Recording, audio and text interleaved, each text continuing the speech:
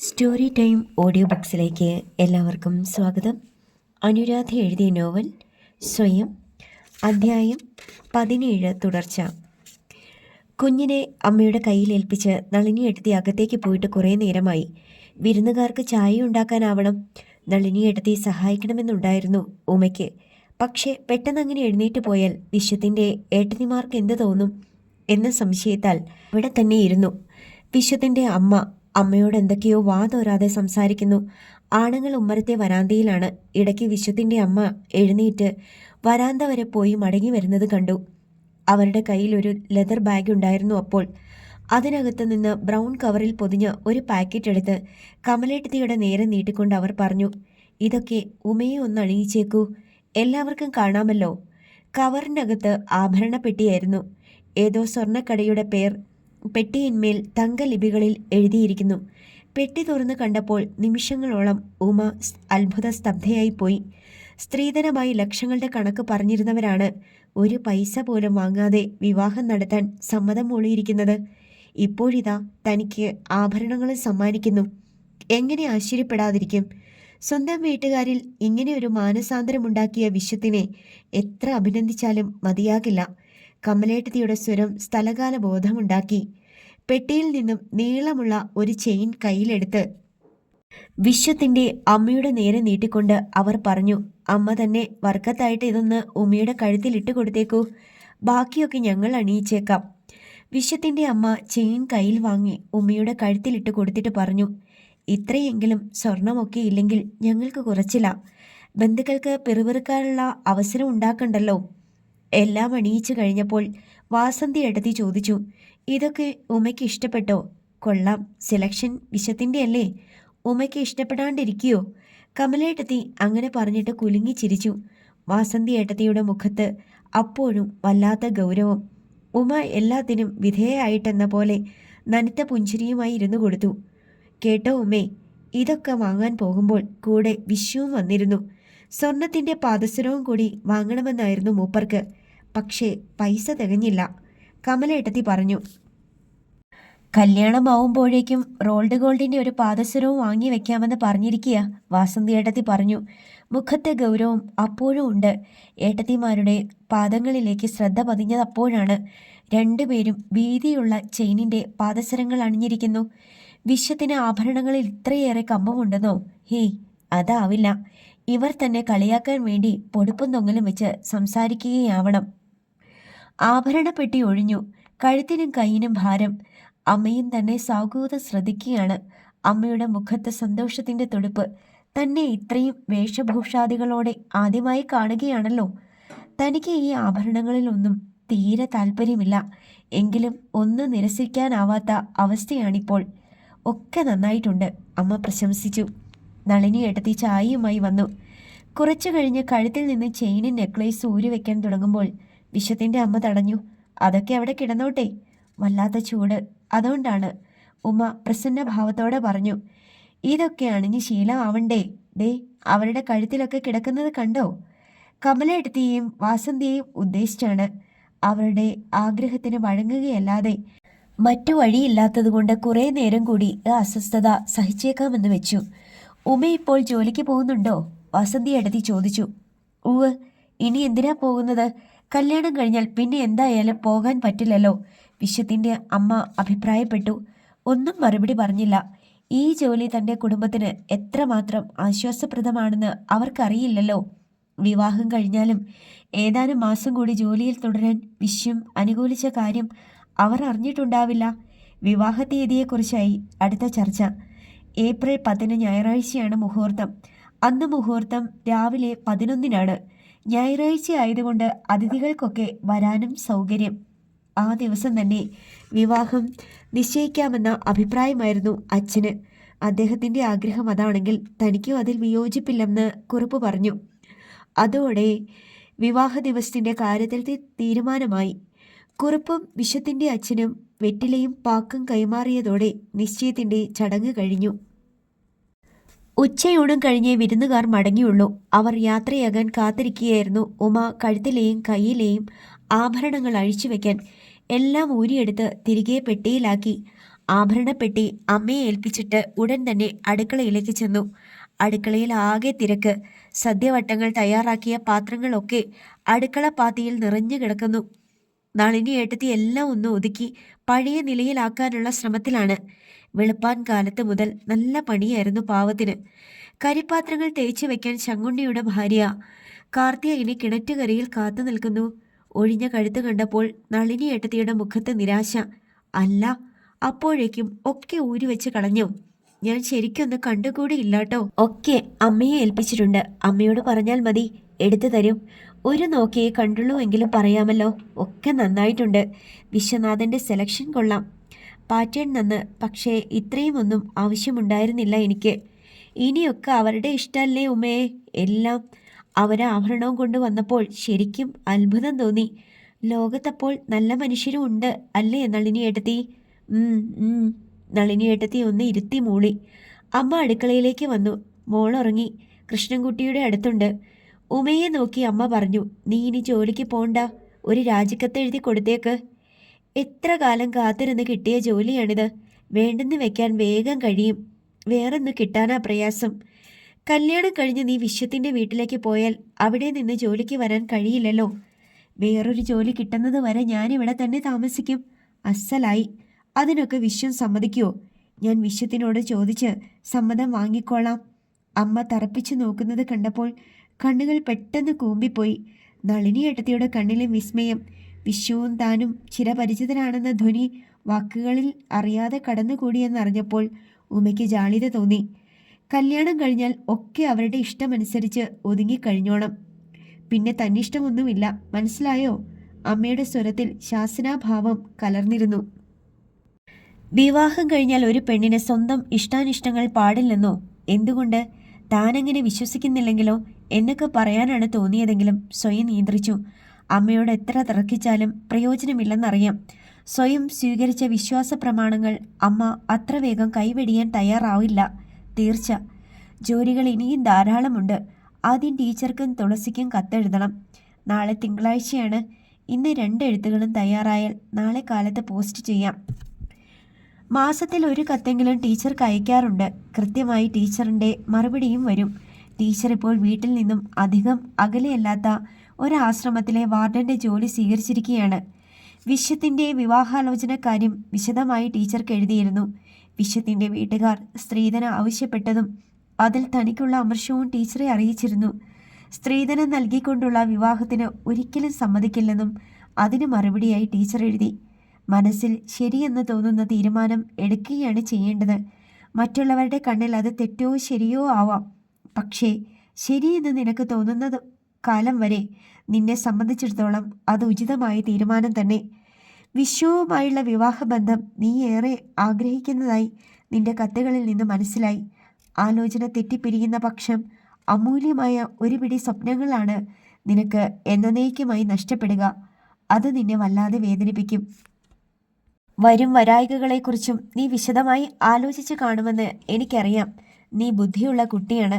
വിശ്വത്തിന് നിന്നോട് ആത്മാർത്ഥമായ സ്നേഹമുള്ള പക്ഷം അയാൾ എന്ത് വിട്ടുവീഴ്ചയ്ക്കും തയ്യാറാകും. വിശ്വത്തിൻ്റെ നിലപാട് എന്തെന്നറിയാൻ ആകാംക്ഷയോടെ കാത്തിരിക്കുന്നു. ടീച്ചർക്കുള്ള മറുപടി കത്തിലെഴുതി. കത്ത് കിട്ടി. നന്ദി. വിശ്വവുമായുള്ള എൻ്റെ വിവാഹ തീയതി നിശ്ചയിച്ചു ടീച്ചർ. ഇന്നായിരുന്നു ഞങ്ങളുടെ വിവാഹ നിശ്ചയം. വിശ്വത്തിൻ്റെ മനസ്സിൽ സ്നേഹം മാത്രമേ ഉള്ളൂ ടീച്ചർ. അതിനെന്താണ് തെളിവെന്നല്ലേ? ഇന്ന് ഞാൻ ഒട്ടും പ്രതീക്ഷിക്കാത്ത മറ്റൊരു സംഭവം കൂടി നടന്നു.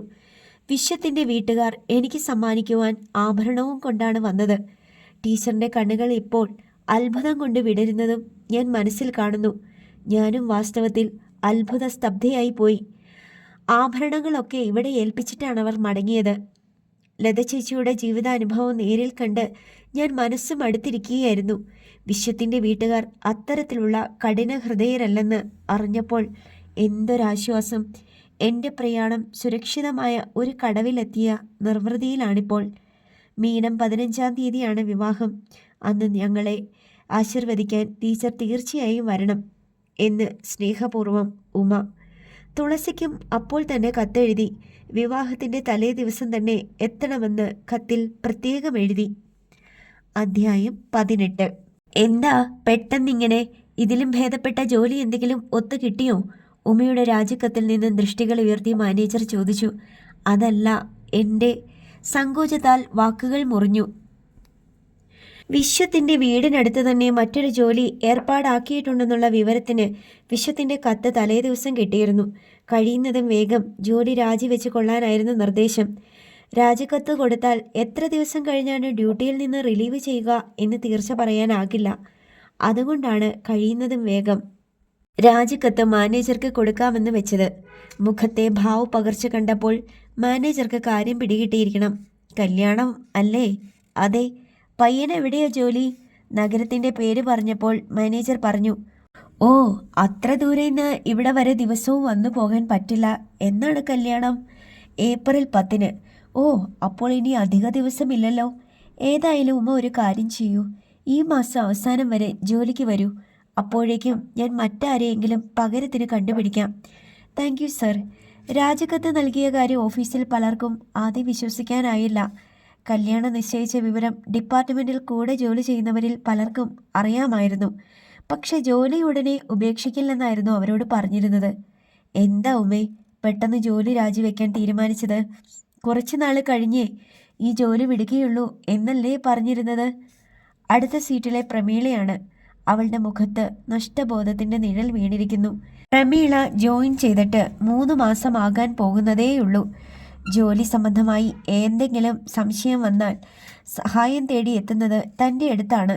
അതാവും അവളെ അലട്ടുന്ന പ്രശ്നം. ആദ്യത്തെ തീരുമാനത്തിൽ നിന്ന് വ്യതിചരിക്കാനുള്ള കാരണം അറിഞ്ഞപ്പോൾ അവൾ പറഞ്ഞു. ഓ, എന്തൊരു സ്നേഹമാണ് പുള്ളിക്ക് ഉമയോട്. ഇങ്ങനെ വേണം ആണുങ്ങളായാൽ. അവളുടെ പ്രശംസ കേട്ടപ്പോൾ ശരീരമാകെ കോരിത്തരിച്ചു പോയി. വിശ്വത്തിൻ്റെ അച്ഛനമ്മമാർ ആദ്യം സ്ത്രീധനം ആവശ്യപ്പെട്ട കാര്യവും വിശ്വം ഇടപെട്ട് അത് വേണ്ടെന്ന് വെയ്പ്പിച്ചതും അവർ തനിക്കുള്ള ആഭരണങ്ങളുമായി കാണാൻ വന്നതുമൊക്കെ വാർത്തയുടെ ചൂടാറും മുമ്പേ അവളോട് പറയാറുണ്ട്. യു ആർ വെരി ലക്കി എന്നവൾ പലവട്ടം പറഞ്ഞുകൊണ്ടിരുന്നു. ജോലിയിൽ നിന്നും വിരമിക്കുന്ന ദിവസം ഡിപ്പാർട്ട്മെൻറ്റ് സ്റ്റാഫിൻ്റെ വക ലളിതമായൊരു സെൻഡ് ഓഫും ഉണ്ടായിരുന്നു. ആശംസാ പ്രസംഗവേളയിൽ ഉമയുടെ കാര്യപ്രാപ്തിയെക്കുറിച്ചും അർപ്പണബോധത്തെക്കുറിച്ചുമൊക്കെ മാനേജർ പ്രത്യേകം പ്രശംസിക്കുകയുണ്ടായി. വേണ്ടപ്പെട്ടവർക്കൊക്കെ നേരിൽ ക്ഷണക്കത്ത് നൽകിയിട്ടാണ് ഓഫീസിനോട് യാത്ര പറഞ്ഞത്. കല്യാണത്തിനുള്ള ഒരുക്കങ്ങൾ വീട്ടിൽ മുറയ്ക്ക് നടക്കുന്നു. അച്ഛനും അമ്മയും അതിനിടയ്ക്ക് വിശ്വത്തിൻ്റെ വീട്ടിലേക്ക് ഒരിക്കൽ കൂടി പോയി. അവരുടെ അടുത്ത ബന്ധുക്കളെ പെൺവീട്ടുകാർ പ്രത്യേകം ക്ഷണിക്കുകയും വേണമല്ലോ. വിശ്വത്തിൻ്റെ വീട്ടിൽ നിന്ന് മടങ്ങിയെത്തിയ അമ്മയ്ക്ക് വീടിനെക്കുറിച്ച് ഒരുപാട് പറയാനുണ്ടായിരുന്നു. നല്ല സൗകര്യമുള്ള വീട്. 24 മണിക്കൂറും പൈപ്പിൽ നിന്ന് വെള്ളം കിട്ടും. കിണറ്റിൽ നിന്ന് കോരണ്ട. വിശ്വത്തിൻ്റെ വീട്ടിൽ അമ്മ കണ്ടെത്തിയ ഏറ്റവും ശ്രദ്ധേയമായ കാര്യം അതായിരുന്നു. വർഷങ്ങളായി കിണറ്റിൽ നിന്ന് വെള്ളം കോരി വീട്ടാവശ്യങ്ങൾ നടത്തിയ അമ്മയ്ക്ക് ഈ സൗകര്യം ഒരു ആഡംബരമായി തോന്നിക്കാണും. അമ്മയുടെ ശ്രദ്ധ പിടിച്ചുപറ്റിയ മറ്റൊരു കാര്യം ആ വീട്ടിലെ മുറികളുടെ മൂടിയും വിസ്താരവുമാണ്. അമ്മ വാതോരാതെ വിശ്വത്തിൻ്റെ വീട്ടുവിശേഷങ്ങൾ പറഞ്ഞുകൊണ്ടിരുന്നു. അവിടുത്തെ അടുക്കളയിൽ കരിയില്ല, പൊടിയില്ല, ഗ്യാസിലാണ് പാചകം ചെയ്യുന്നത്. കമലേട്ടത്തെയും വാസന്തിയേട്ടത്തെയും കുറിച്ചും അമ്മയ്ക്ക് പറയാനുണ്ടായിരുന്നു. രണ്ടുപേരും നല്ല കഴിവുള്ള കുടുംബത്തിൽ നിന്ന് തന്നെയാണ്. മൂത്തയാൾ ഒരു സർക്കാർ കോൺട്രാക്ടറുടെ മോളാ. രണ്ടാമത്തവളില്ലേ ആ വാസന്തി, അവളുടെ അച്ഛൻ റബ്ബർ തോട്ടമൊക്കെയുള്ള ജന്മിയാ. പിന്നെ പഞ്ചായത്ത് മെമ്പറും. പക്ഷേ വീട്ടുജോലികളൊന്നും തീരെ വശമില്ല രണ്ടുപേർക്കും. ചെയ്ത് ശീലമില്ലാഞ്ഞിട്ടാ. ഒക്കെ ബാല്യക്കാരികളെ കൊണ്ട് ചെയ്യിച്ച ശീലം. വിശ്വത്തിൻ്റെ അച്ഛനും അമ്മയ്ക്കും അവരെ വലിയ കാര്യമാണ്. ഇത്രയും വലിയടത്ത് നിന്നുള്ള ബന്ധമല്ലേ. നമ്മുടെ ഉമയെ മരുമകളാക്കാൻ അവർ സമ്മതിച്ചത് തന്നെ ഭാഗ്യം. വിശ്വനാഥൻ ഇവളുടെ കാര്യത്തിൽ എന്തോ ഒരു താല്പര്യം ഉണ്ടെന്ന് മനസ്സിലാക്കിയപ്പോൾ പിന്നെ മറ്റൊന്നും നോക്കണ്ടെന്ന് വെച്ചുത്രേ. ഒരു നിമിഷത്തെ ഇടവേളയ്ക്ക് ശേഷം അമ്മ തുടർന്നു. അതൊക്കെ വെറുതെ. ഉമയുടെ അഴക് മറ്റേ 2 പെണ്ണുങ്ങൾക്കും ഉണ്ടോ? ഇല്ലല്ലോ. കുറച്ച് ധനസ്ഥിതി കുറവാണെന്നല്ലേ ഉള്ളൂ.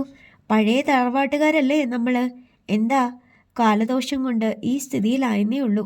അമ്മയുടെ സംസാര ആകാംക്ഷയോടെ ശ്രദ്ധിക്കുകയായിരുന്നു ഉമ.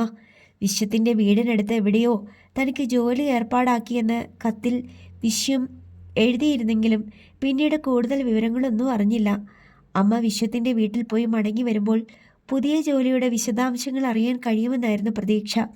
പക്ഷേ നിരാശപ്പെടേണ്ടി വന്നു. ഏതായാലും അമ്മയോട് അതേക്കുറിച്ച് അങ്ങോട്ടൊന്നും ചോദിക്കാൻ പോയില്ല. ഇനി വിവാഹത്തിന് വിരലിൽ എണ്ണാവുന്ന ദിവസങ്ങളേ ഉള്ളൂ.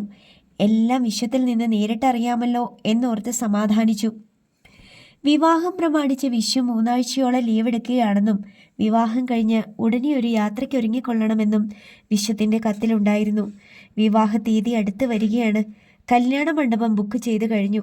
അച്ഛനും അമ്മയും പകൽ മുഴുവൻ യാത്രയിലാണ്. ബന്ധുവീടുകളിലൊക്കെ നേരിട്ട് പോയി ക്ഷണിക്കണമല്ലോ. അതിനിടയ്ക്ക് ഒരു ദിവസം ശിവേട്ടൻ്റെ വീട്ടിൽ അച്ഛനും അമ്മയും കൂടി പോയി. ശിവന്റെ വീട്ടിലേക്ക് പോയിരുന്ന അച്ഛനമ്മമാർ മടങ്ങി വരുന്നതും കാത്ത് വഴിക്കണ്ണുമായി കാത്തിരിക്കുകയായിരുന്നു ഉമ. ഇതുവരെ വിവാഹത്തിൻ്റെ ഉണർവും ഉത്സാഹവും പൂർണ്ണമായും വീട്ടിനകത്ത് എത്തിയിട്ടില്ല. ചേച്ചിയും കുട്ടികളും എത്തിയെങ്കിലേ വീടുണരുകയുള്ളൂ എന്ന് തോന്നി. വിവാഹാലോചന നടക്കുന്ന കാര്യം ശിവേട്ടൻ്റെ വീട്ടിൽ നേരത്തെ തന്നെ അറിയിച്ചിരുന്നതാണ്. വിവാഹ നിശ്ചയവും യഥാസമയവും അറിയിച്ചു. എന്നിട്ടും അവിടെ നിന്നൊരു കത്ത് പോലും വന്നില്ല. അതൊരു ശുഭലക്ഷണമായി തോന്നിയില്ല ഉമ്മയ്ക്ക്. ശിവേട്ടനും കുടുംബക്കാരും തന്നോട് പണ്ടേ തന്നെ വൈരാഗ്യമുള്ളതാണ്. കല്യാണത്തിന് അവരിൽ നിന്നൊരു സഹകരണവും ഉണ്ടാകാൻ വഴിയില്ല. 4 മണിയായപ്പോഴേക്കും കുറുപ്പും പത്മാവതിയമ്മയും ക്ഷീണിതരായി മടങ്ങിയെത്തി. അമ്മയുടെ മുഖത്ത് വല്ലാത്ത വിഷാദഛായ, അച്ഛൻ്റെ മുഖത്ത് അപമാനിക്കപ്പെട്ടതിൻ്റെ അമർഷം. ശിവേട്ടൻ്റെ വീട്ടിൽ അവർക്ക് ലഭിച്ച സ്വീകരണം എന്താണെന്ന് ഊഹിക്കാൻ ഒട്ടും വിഷമമുണ്ടായില്ല. തളത്തിലെ സ്റ്റൂളിൽ ഇരുന്ന യാത്രാക്ഷീണത്തോടെ അമ്മ പറഞ്ഞു, ഇങ്ങനെയുണ്ടോ മനുഷ്യര്? കല്യാണം ക്ഷണിക്കാൻ ചെന്നതല്ലേ ഞങ്ങള്? ഒരു നല്ല വാക്കെങ്കിലും പറഞ്ഞൂടെ അവർക്ക്? പകരം മുറുമുറുപ്പും കുത്തുവാക്കുകളും. ലതയുടെ കുഞ്ഞിനെ കാണാൻ ചെല്ലാത്തതിന് കുറേ പരിഭവവും പറഞ്ഞു ശിവന്റെ അമ്മ. ലത പ്രസവിച്ച കാര്യം പോലും അറിയിച്ചില്ലല്ലോ എന്ന് പറഞ്ഞപ്പോൾ ആശുപത്രിയിൽ അവൾ കിടന്നിരുന്നപ്പോൾ ഗർഭിണിയാണെന്ന് അറിഞ്ഞതല്ലേ? 10 മാസം കഴിഞ്ഞാൽ സ്ത്രീകൾ പ്രസവിക്കും എന്നറിഞ്ഞൂടെ എന്നൊക്കെയേ ചോദിച്ചത്. ഒന്നു മാത്രം അവർ വിശദമായി ചോദിച്ചു, ഉമയ്ക്ക് എത്രയാ സ്ത്രീധനം കൊടുക്കുന്നതെന്ന്. ഉമ ഇടയ്ക്ക് കയറി ചോദിച്ചു, പറയാമായിരുന്നില്ലേ സ്ത്രീധനം ഒന്നും കൊടുക്കാതെയാണ് ഈ കല്യാണം നടക്കുന്നതെന്ന്? അതൊന്നും വിസ്തരിച്ച് പറയാൻ പോയില്ല. നളിനി എടുത്ത് ചോദിച്ചു, കല്യാണത്തിന് അവര് ലതയും കുട്ടികളെ അയക്കും അമ്മേ? ശിവൻ അവിടെ ഉണ്ടായിരുന്നില്ല. അവൻ രാത്രിയേ വരുള്ളൂന്ന്. ഓഫീസിൽ ഓവർ ടൈം ഉണ്ടത്രേ. അവനോട് ചോദിക്കാതെ അവൾക്ക് എന്തെങ്കിലും ഉറപ്പ് പറയാൻ പറ്റുമോ? ഞായറാഴ്ച മുഴുവൻ ഏതെങ്കിലും ബാറിലായിരിക്കും ശിവേട്ടൻ എന്ന് ലത ചേച്ചി പറയാറുണ്ട്. എന്നിട്ട് ഓവർ ടൈം ഉണ്ടെന്ന് വെറുതെ ഒരൊഴിവ് കഴിവും. ചേച്ചി എന്തു പറഞ്ഞു? കല്യാണത്തിന് വരുമോ? അവളെന്തു പറയാനാ? കല്യാണത്തിന് വരാൻ പറ്റിയില്ലെങ്കിലും അവൾ അന്ന് നിനക്ക് വേണ്ടി പ്രത്യേകം പ്രാർത്ഥിക്കുന്നുണ്ടാവുമെന്ന് പറഞ്ഞു. കുറേ കരഞ്ഞു. അമ്മയുടെ സ്വരം നേർത്തു പോയിരുന്നു. അങ്ങനെ പറഞ്ഞെങ്കിലും ലത ചേച്ചി വരുമെന്ന് തന്നെയായിരുന്നു പ്രതീക്ഷ. നേരത്തെ എത്താൻ കഴിഞ്ഞില്ലെങ്കിലും കല്യാണത്തിൻ്റെ തലേന്നെങ്കിലും വരും. കല്യാണത്തിൻ്റെ തലേന്ന് തുളസി എത്തുമെന്ന് അവളുടെ കത്തുണ്ടായിരുന്നു. തുളസിയുമായുള്ള സൗഹാർദ്ദം തനിക്ക് വിലമതിക്കാനാകാത്തതാണെങ്കിലും അവളുടെ പേര് കേട്ടാൽ അച്ഛൻ്റെ മുഖഭാവം മാറും. തറവാടിത്തം തൊട്ടെടുക്കാനില്ലാത്ത തെറിച്ച പെണ്ണാണവൾ എന്ന അച്ഛൻ്റെ അഭിപ്രായത്തിന് ഇനിയും മാറ്റമുണ്ടായിട്ടില്ല. അധ്വാനിച്ച് പഠിച്ച് ഇപ്പോൾ ഒരു ഉദ്യോഗസ്ഥയാണവൾ എന്നറിഞ്ഞപ്പോൾ മുതൽ അമ്മയ്ക്ക് അവളോട് അല്പം അലിവ് തോന്നി തുടങ്ങിയിട്ടുണ്ടെന്നറിയാം. തുളസി എത്തുമ്പോൾ അവളോട് മാന്യമായ രീതിയിൽ പെരുമാറണമെന്ന് അച്ഛനെ പ്രത്യേകം ഉപദേശിക്കണമെന്ന് അമ്മയ്ക്ക് നിർദ്ദേശം നൽകി. കല്യാണക്കുറി കിട്ടിയ വിവരത്തിന് സുശീല ടീച്ചറിൻ്റെ മറുപടി വന്നു. ആശ്രമത്തിൽ ടീച്ചറിൻ്റെ സാന്നിധ്യം ഒഴിവാക്കാനാവാത്ത സന്ദർഭമായതിനാൽ കല്യാണത്തിൽ പങ്കുകൊള്ളാനാകാത്തതിൽ ദുഃഖിക്കുന്നുവെന്നും അകലെ ഇരുന്നു കൊണ്ടാണെങ്കിലും എല്ലാ മംഗളങ്ങളും ആശംസിക്കുന്നുവെന്നും കത്തിലുണ്ടായിരുന്നു. വിവാഹശേഷം സൗകര്യം പോലെ ഒരു ദിവസം ടീച്ചറെ കാണുവാൻ വിശ്വത്തിനെയും കൂട്ടി ചെല്ലണമെന്ന് പ്രത്യേകം ക്ഷണിച്ചിരിക്കുന്നു. കല്യാണ തീയതി അടുത്തപ്പോൾ മുതൽ വീട്ടിൽ ഇടയ്ക്കിടെ വിരുന്നുകാരെത്തി തുടങ്ങി. അധികവും അയൽപ്പക്കത്തുള്ളവർ. അച്ഛൻ്റെ അകന്ന ബന്ധത്തിലുള്ള ജാനുവുമായി ഒരാഴ്ച മുമ്പ് തന്നെ എത്തി. ബന്ധുക്കളിൽ ആരുടെയെങ്കിലും കല്യാണമുണ്ടെങ്കിൽ ജാനുവുമായി നേരത്തെ തന്നെ എത്തും. അടുക്കള ഭരണം പിന്നെ ജാനുവമ്മയുടേതാണ്. അവില് നനയ്ക്കാനും ഉണ്ണിയപ്പം ഉണ്ടാക്കാനും ഒക്കെ നല്ല വശമാണ് അവർക്ക്. ചൊവ്വാദോഷം ഉണ്ടായിരുന്നത് കൊണ്ടാണെന്ന് തോന്നുന്നു അവർക്ക് വിവാഹയോഗമുണ്ടായില്ല. ഒറ്റത്തടിയായി കഴിയുന്നു. മധ്യവയസ്സ് പിന്നിട്ട് കഴിഞ്ഞെങ്കിലും നല്ല ചൊടിയും ചൊറുചുറുക്കുമാണ്. ഒരൊറ്റ നിർബന്ധമേയുള്ളൂ, ചവയ്ക്കാൻ നല്ല വെറ്റിലയും പാക്കും ഒരു പഞ്ഞവുമില്ലാതെ കിട്ടണം. വാതോരാതെ വർത്തമാനവും പറഞ്ഞ് കടും ചുവപ്പ് പടർന്ന അല്പമുന്തിയ പല്ലുകൾ മുഴുവൻ പുറത്ത് കാട്ടി ചിരിച്ചുകൊണ്ട് വീട്ടിനകത്തും തൊടിയിലുമൊക്കെ ജാനുവുമായി പാഞ്ഞു നടക്കുന്നത് കാണാം. തൻ്റെ നിഴൽ അടുക്കള ഭാഗത്ത് കണ്ടാൽ മതി ജാനുവുമായി ശകാരം തുടങ്ങാൻ. മണവാട്ടി ഇനി മേലൊക്കെ കരിയായിട്ട് നടന്നാൽ പറ്റില്ല. പോയി നന്നായിട്ടൊന്ന് തേച്ച് കുളിച്ച് കയ്യിൽ മൈലാഞ്ചിയൊക്കെ ഇട്ട് ഒരുങ്ങി നടക്കണം. ജോലിക്ക് പോകാതിരിക്കുമ്പോൾ സമയം പോകാൻ ബുദ്ധിമുട്ട് തോന്നി. കല്യാണ ദിവസം അടുത്തുവല്ലോ എന്നോർക്കുമ്പോൾ മനസ്സിലെന്തോ അസ്വാസ്ഥ്യം. അമ്മയെ പിരിഞ്ഞു പോകുന്ന കാര്യം ഓർക്കുമ്പോൾ വല്ലാത്ത മനപ്രയാസം. കല്യാണത്തിന് ഇനിയും 2 ദിവസങ്ങൾ മാത്രം. എന്നിട്ടും ലതയും കുട്ടികളും എത്തിയില്ല. അടുത്ത ഭാഗം നാളെ.